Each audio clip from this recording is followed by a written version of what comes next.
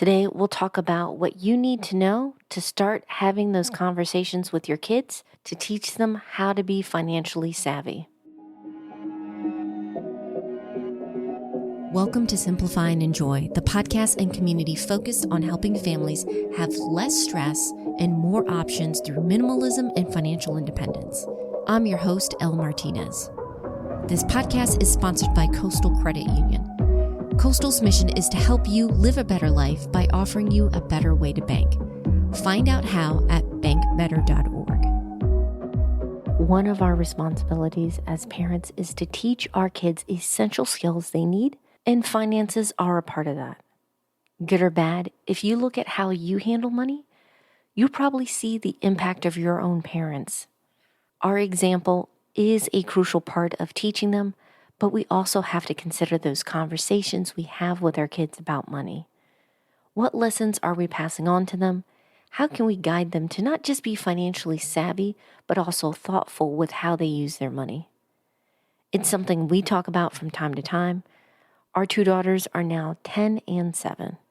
They've had their allowances for a few years, and overall, they're getting the hang of it. Now we're trying to figure out how to approach other financial topics, like showing them more of the family budget in a way that's engaging to them.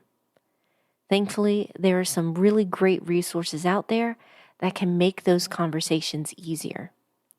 In this episode, we'll get into creating a flexible game plan of topics and when to introduce them to your kids, discussing some of the big questions parents have about allowances, and how to ease your kids into the family budget so that they can be ready when they leave the house to create their own.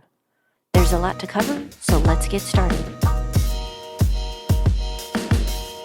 One of the common hang-ups parents have with introducing finances to kids is that they focus in on the numbers. I get it. That's the part we see, right?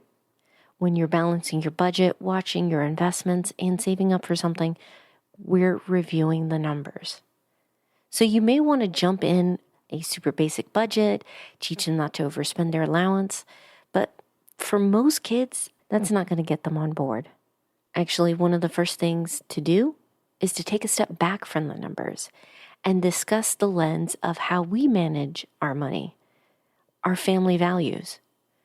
Once you take care of the essentials like food, housing, and clothes, where are you spending your money and why? What matters most to you? Having that reflection will help you be better able to explain to your kids why the budget looks the way it does. Maybe you love to travel, and so that's where your money is going. Maybe you're foodies, and going out and trying something different is one of the joys that you have as a family. When you understand these priorities, you can then show your kids that money is more than just budgets. They can prioritize it based on their values. It also gives you a leg up on finding a way to introduce it at their level. One of the best ways we found talking to our girls about finances is tying it to something they love and are interested in. Our very first conversations about a budget wasn't quite about a budget. It was actually over snacks. When our oldest was 3 going on 4, she would ask us to buy this, that, and every snack. We decided to give her a snack budget for the week. She had around $5 that she could spend, and we would show her the prices and compare how much she could get of each of them depending on how much she wanted. It was very basic, but it was at a level she understood, and it was something that she cared about. Now our girls are older, so they're more into video games, animation, art supplies. So when we discuss savings and finances, it's tied to those topics. Find something that your kids love and use that to start teaching them about finances. Is there a summer program they would love to join in they're excited about? Would they like to upgrade their gaming system, phone, laptop, whatever it is? Take that as an opportunity to teach the foundational pieces of finances through that lens. Another way you can begin having those conversations, if you don't know where to start, is with games. No, I'm not talking about Monopoly. I have yet to play a game of Monopoly with a group of friends. that we're all still happy at the end of the game. But there are some fantastic options out there. Some of them are specifically designed to open up those conversations with your kids about money and give them practice. Cash Crunch Jr. is one of those games. I found it incredibly useful because it's easy to set up, and as they're playing, they're getting helpful skills like tracking their money, saving, giving gifts, and thinking before spending their cash. And it's also fast moving, so you can do a game or two in the evenings. The idea with games like this is that you're talking about the principles of money in a relaxed setting while they're having fun. Not only are you passing on a lesson, but you're also conveying that money talks don't have to be boring or stressful. Let's talk about some of the most common questions I get when it comes to teaching kids about money, specifically with allowances. When should we start? How much is enough? Should they be tied to chores? All of these are great questions and things we've discussed, and we continue to adjust as our girls grow up. In the book, The Opposite of Spoiled, which you should definitely read when you have the chance, Ron Lieber discusses how allowances can be a powerful tool in helping kids use money to learn about positive values, including generosity and entrepreneurship. When should you start an allowance? Experts suggest that you should begin around the time they start kindergarten, but as a parent, you'll have a clearer idea of what your kids can handle. We did a very small allowance when the girls were around preschool age. It was really simple, but also a good way for them to take responsibility with buying their own snacks. This is also a good time, if you haven't already, to open a savings account for them. They can get into the habit of stashing away cash for their goals and tracking their progress. How much should their allowances be? As you might guess, there's a wide range of what families pay with allowances and how they do it. When I was digging around, I found that a weekly allowance on average is about 50 cents to $1 per year their age. If you have a 6-year-old, that translates to $3 to $6 a week. If you have a 10-year-old, it's around $5 to $10 a week. Of course, again, you're going to tailor it to your kids, but the idea is that you give enough in the allowance so if they're saving up for a purchase, they can get it in a reasonable time. And that last part, should we tie our kids' allowance to chores? That's a big topic for a lot of parents, and there's definitely pros and cons. For some, they feel like the allowances should be tied up with the chores to teach them to work for pay. Others feel like they should be completely separate. And then others have a hybrid where there are some core chores that are required regardless of the allowance situation, and other chores where the kids can earn extra money. That's the one we fell in. Right now, their allowance are not tied to chores. We're a family, and to keep things manageable and to keep things running, we all have to contribute. We expect the girls to take care of the essentials, tidy up their room, take care of their cat, and weekly assignments with cleaning up around the house. That's going to be done regardless if they get an allowance or not. If they skip out on their chores, and yes, it does happen on occasion, then we take away a privilege like tablet time.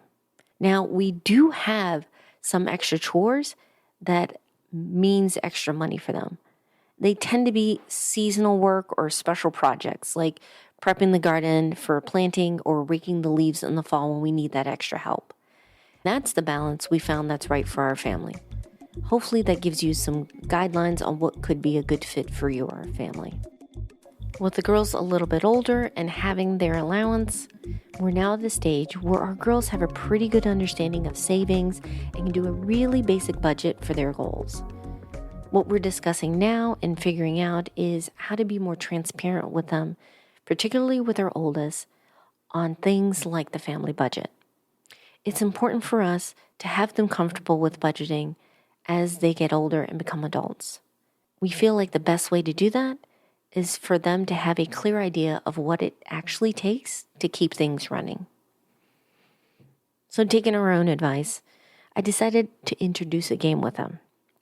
I gave them an index card and I asked them to come up with numbers on 3 expenses that we have: our mortgage, groceries, and the last time we ate out. They had to guess how much each of them cost.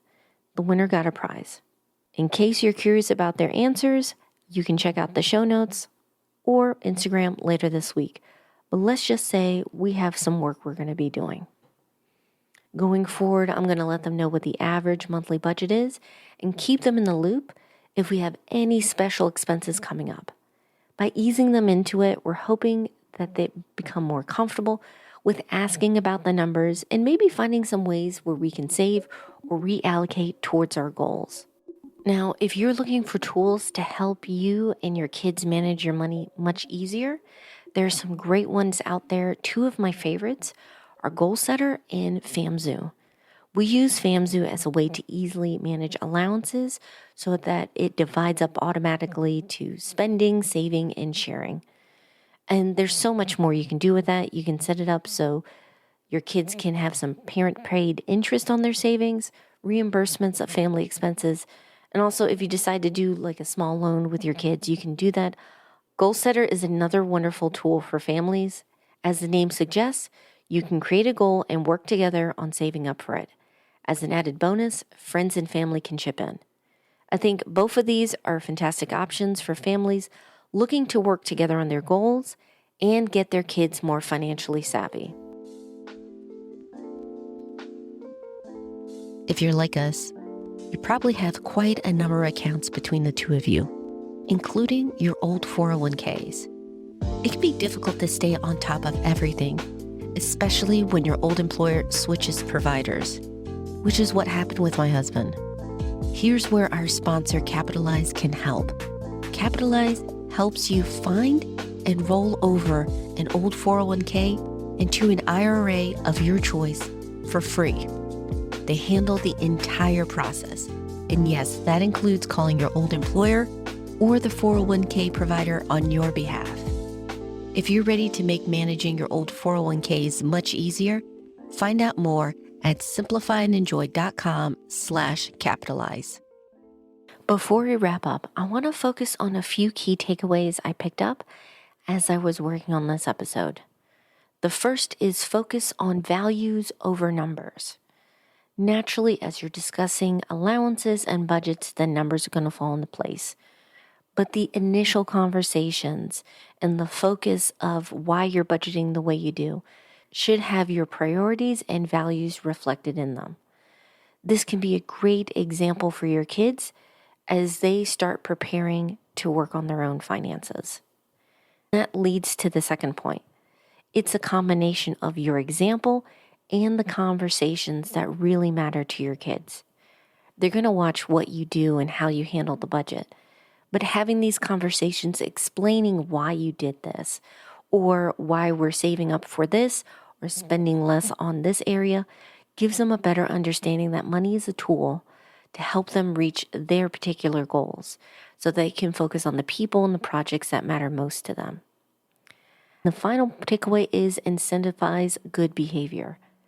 We as adults know that the interest rates right now aren't great on savings, but we do want our kids to get into the habit. So we can encourage that behavior by boosting a parent-earned interest rate on what they save. If you're using tools like Goal Setter or FamZoo, it is easy to set up. For every dollar your kid puts in, you can come up with a rate that seems fair and that will encourage them to become savers. I know we just scratched the surface. There's so many different topics that we can cover when it comes to kids and money. If you want to discuss this further, come join us in our private Facebook group over at Thriving Families. It's free and it's fun. We're there to swap ideas, stories, and tips about how we're helping our kids reach their personal goals and how to work together as a family. Just head over to simplifyandenjoy.com/FB. We'd love to see you there. I hope this episode jumpstarts or enhances your conversations with your kids to get them more interested in the family finances. As always, I'll have links in the show notes with all the resources and tools we covered today, plus more over at Simplify and Enjoy. Next week on the podcast, we're diving into the listener mailbag, answering your questions about family finances. And there's still a chance to get yours in. If you're already getting our weekly newsletter, go ahead and hit reply to any one of them to send yours in. I read them all. Or if you prefer to be anonymous, I have a small form that you can quickly fill out at simplifiedandenjoy.com/mailbag. Our theme was by Staircases, with additional music from various artists over at Audio. Finally, and most importantly, thank you so much for your support. I hope you have a wonderful week. Take care.